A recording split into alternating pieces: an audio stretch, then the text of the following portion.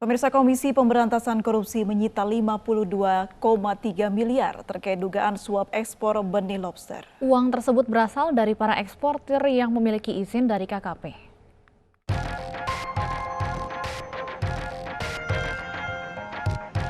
Tumpukan uang senilai 52,3 miliar rupiah milik eksportir lobster ini disita Komisi Pemberantasan Korupsi.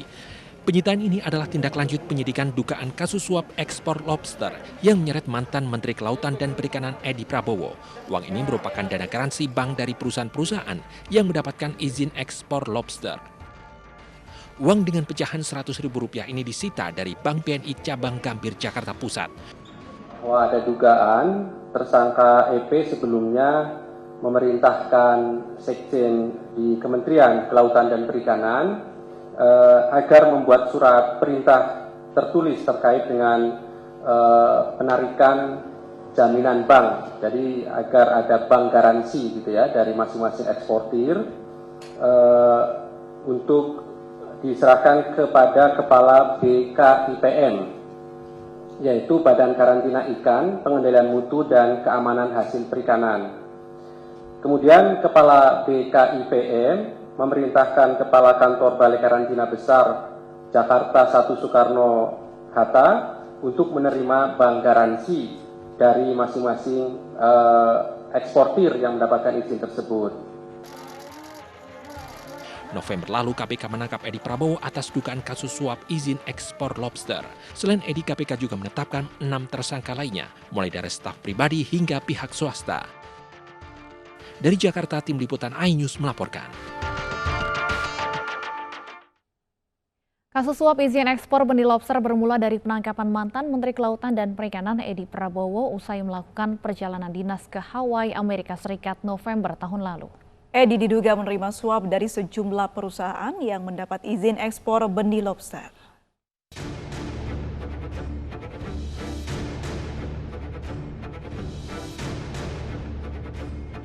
Kasus suap yang menjerat mantan Menteri Kelautan dan Perikanan Edi Prabowo berawal dari operasi tangkap tangan KPK di sejumlah tempat November tahun lalu. Di Bandara Soekarno-Hatta, Tangerang, Banten, KPK menangkap Edi Prabowo, istri Edi Iis Rosyati Dewi, dan sejumlah staf serta pejabat Kementerian Kelautan dan Perikanan. Mereka ditangkap setelah pulang dari perjalanan dinas ke Hawaii, Amerika Serikat. Kemudian KPK menangkap 9 orang lainnya di lokasi berbeda yang merupakan pihak swasta. Total 17 orang digelandang ke gedung KPK.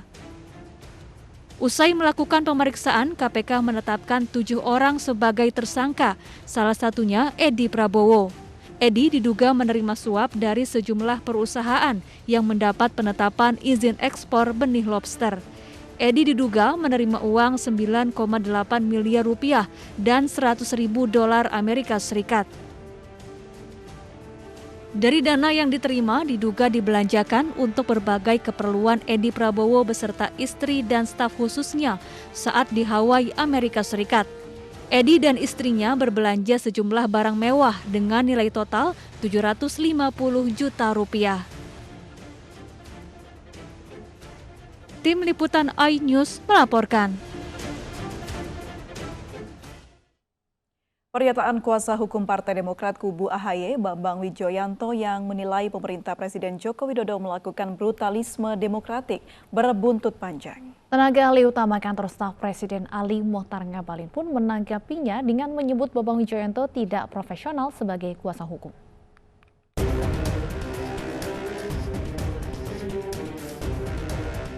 Tenaga ahli utama kantor staf Presiden Ali Mohtar Ngabalin merasa tergelitik dengan pernyataan kuasa hukum Partai Demokrat kubu AHY, Bambang Wijoyanto, yang menilai pemerintah Presiden Joko Widodo melakukan brutalisme demokratik. Pernyataan ini dikeluarkan saat Partai Demokrat kubu AHY melayangkan gugatan terhadap 10 orang dari Partai Demokrat versi Kongres Luar Biasa di Deli Serdang ke Pengadilan Negeri Jakarta Pusat karena dinilai melanggar konstitusi partai yang diakui negara. Kita ini negara hukum yang demokratis. Artinya apa? Berbasis pada kepentingan rakyat.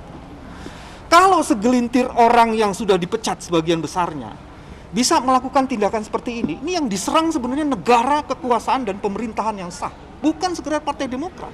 Waktu saya ditanya Apa komentar saya atas pernyataan Saudara Bambang Wijoyanto? Saya bilang lucu, geli, dan jijik. Ada orang Demokrat, masalahnya masalah internal partai, kemudian yang buat KLB adalah orang Demokrat, ke Jokowi yang jadi bulan-bulanan. Ini ada kerangka berpikir yang keliru, menyesatkan publik, sesat ya, tidak saja sesat tetapi menyesatkan. Di mana logikanya ada masalah internal partai politik, kemudian partai itu dinilainya telah diserang, kemudian negara, kekuasaan dan pemerintahan yang sah dan diserang. Konstitusi partai pun diinjak-injak. Kalau kemudian ini diakomodasi, difasilitasi, tindakan-tindakan seperti ini bukan sekedar abal-abal, ini brutalitas demokratik terjadi di negara ini pada periode kepemimpinannya Pak Jokowi. Mudah-mudahan ini bisa diatasi gitu. Jadi ini tidak main-main ini. Kalau orang-orang seperti ini difasilitasi dan diberi tempat, maka kemudian sebuah partai akan bisa dihancurkan dengan cara begini gitu.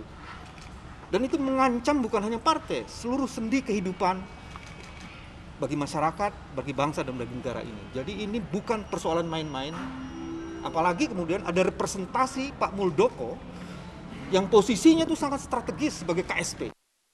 Simbol negara ada di situ.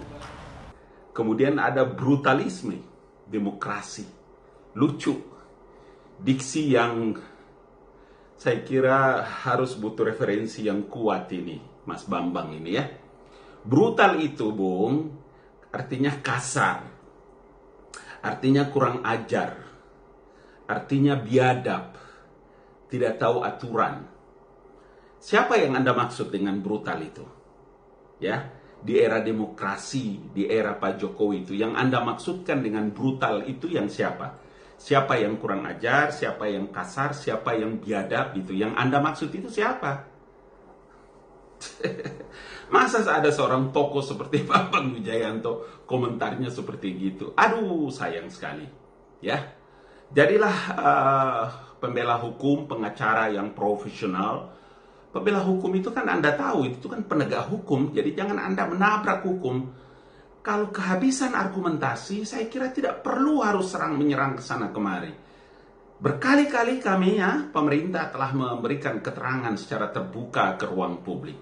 Masa sih tidak pakai hati, tidak pakai nurani, tidak akal sehat dalam menerjemahkan semua diksi dan narasi yang telah kami sampaikan? Pemerintah pasti bekerja secara profesional. Ada undang-undangnya, ada anggaran dasar, ada anggaran rumah tangga. Buka itu kuping yang terbuka biar mengerti apa yang telah kami jelaskan. Dari Jakarta, Tim Liputan iNews melaporkan. Pemirsa, tudingan Amin Rais yang mengendus adanya rencana presiden bisa dipilih 3 kali menuai polemik. Istana pun membantah prasangka mantan politikus senior Partai Amanat Nasional tersebut. Bahkan pengamat menyebut amandemen Undang-Undang Dasar 45 bukanlah hal yang mudah.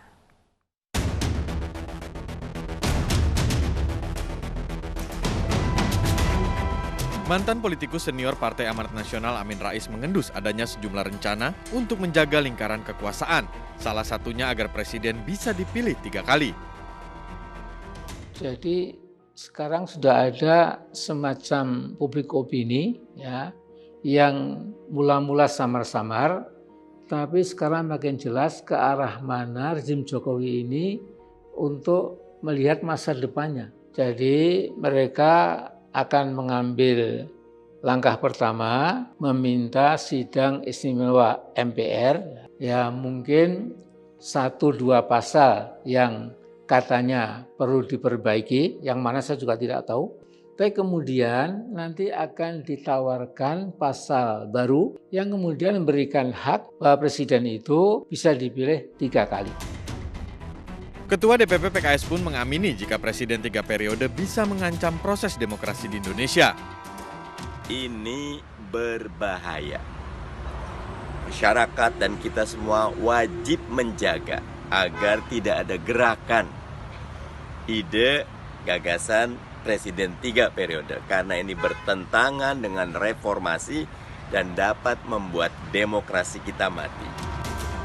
Sementara itu, pernyataan Amin Rais menurut pengamat politik Indobarometer adalah cara dari politikus senior Partai Amanat Nasional ini menunjukkan posisinya sebagai oposisi setelah sebelumnya menyambangi istana bertemu presiden beberapa waktu lalu. Sementara amandemen menurut Kodari sudah diatur di Undang-Undang Dasar 45 dan bukan hal yang haram selama persyaratannya terpenuhi. Amandemen itu sendiri memang diatur dan dibuka di Undang-Undang Dasar 45 begitu ya. Jadi bukan barang yang haram, bukan barang yang tidak bisa dan tidak boleh dilakukan ya. Jadi itu sudah diatur di Undang-Undang Dasar 45 itu sendiri. Nah, yang kedua, untuk melaksanakan amandemen ya, apapun juga materinya, kontennya begitu, itu harus memenuhi persyaratan-persyaratan tertentu ya, baik termasuk dukungan politik dan yang lain-lain begitu ya. Nah, semua itu kan harus dipenuhi. Kalau tidak dipenuhi, maka tidak akan terjadi atau tidak terrealisasi. Nah, mungkin Pak Amin Rais dengan pernyataan tersebut ingin ya katakanlah mengerem kemungkinan hal tersebut bisa terjadi. Bola panas Presiden 3 periode pun terus bergulir. Apakah nantinya amandemen berhasil dijalankan dan Presiden bisa menjabat 3 periode atau akan kembali kepada masa jabatan Presiden yang hanya 2 periode? Tim Liputan iNews melaporkan. Ya, wacana jabatan Presiden menjadi 3 periode pernah dibantah Presiden Joko Widodo tahun 2019 silam. Menurut Jokowi, usulan jabatan Presiden 3 periode merupakan cara yang sengaja dibuat sejumlah pihak untuk menjatuhkannya. Ini produk dari pemilihan langsung, sehingga saat itu waktu ada keinginan untuk amandemen, apa jawaban saya?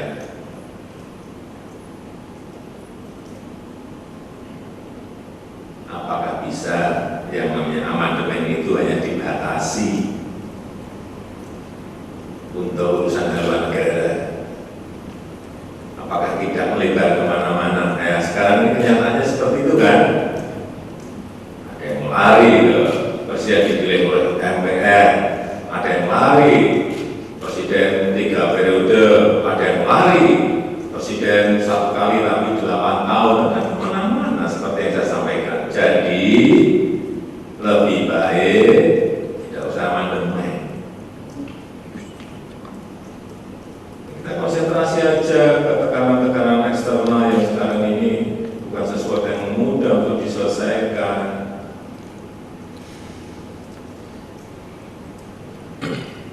Ada yang ngomong presiden dipilih 3 periode, itu ada 3 menurut saya.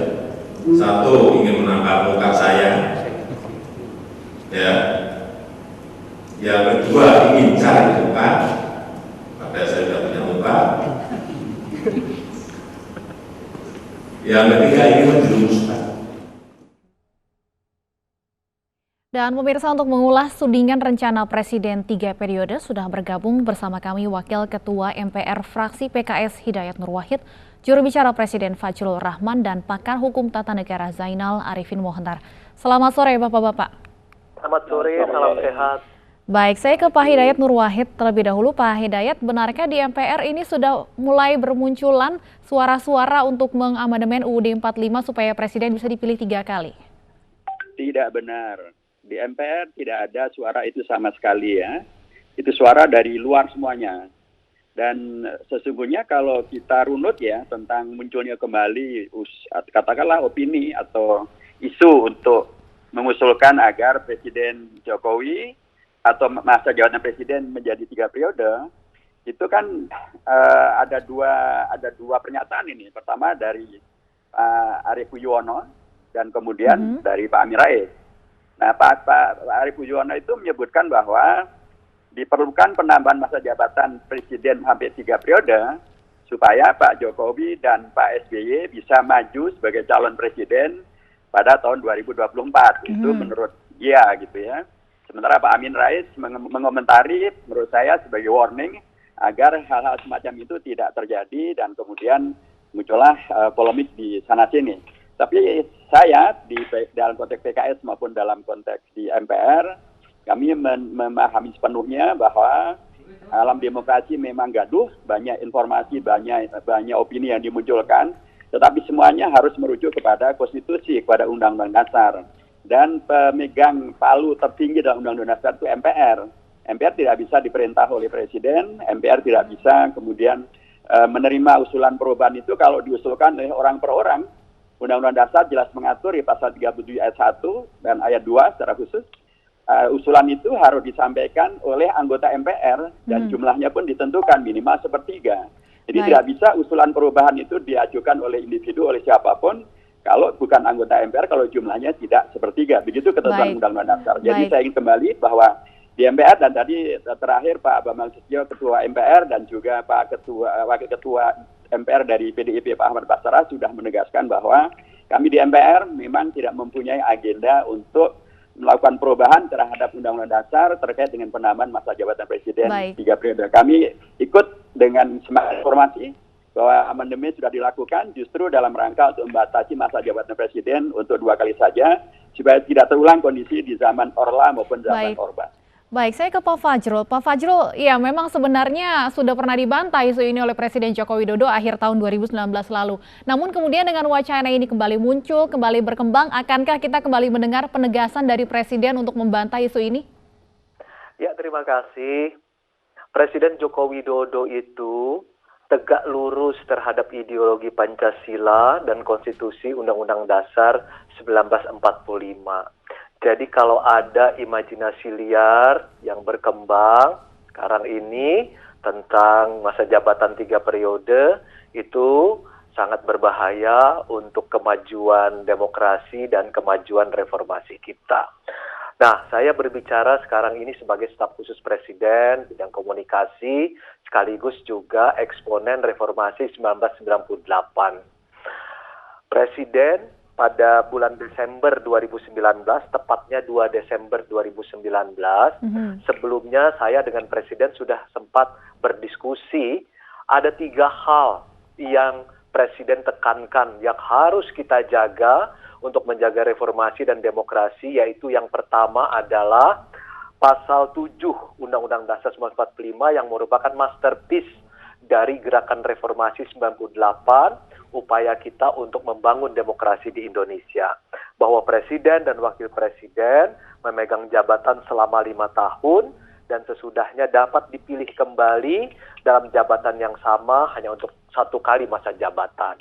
Kemudian kedua yang kita pertahankan adalah bahwa pemilihan presiden itu bersifat langsung dan juga pemilihan kepala daerah bersifat langsung. Saya menyampaikan kepada media dan kepada publik, dan kemudian Presiden pada tanggal 2019 membuat pernyataan sendiri kepada publik dengan mengatakan bahwa posisi saya jelas, tak setuju dengan usul masa jabatan Presiden 3 periode. Ada yang ngomong Presiden dipilih 3 periode, itu pertama ingin menampar muka saya, kedua ingin cari muka, padahal saya punya muka, dan yang ketiga ingin menjerumuskan saya. Jadi sekali lagi, Presiden tegak lurus terhadap ideologi Pancasila dan Konstitusi Undang-Undang 1945. Ya, ini sesuai juga dengan pasal 9 kan? Di sana dalam Sumpah Presiden dikatakan, demi Allah saya bersumpah akan memenuhi kewajiban Presiden Republik Indonesia dengan sebaik-baiknya dan seadil-adilnya memegang teguh Undang-Undang Dasar. Jadi sudah tegas kok. Jadi kami Presiden Republik Indonesia Joko Widodo setia kepada Pancasila dan Undang-Undang Dasar 45. Baik, lalu seperti apa sebenarnya amandemen Undang-Undang Dasar 1945 yang dibutuhkan? Apakah memang mungkin dilakukan? Saya akan dengar jawabannya dari pakar hukum tata negara Pak Zainal Arifin, namun usai jeda berikut kami akan lanjutkan dialog, jangan kemana-mana.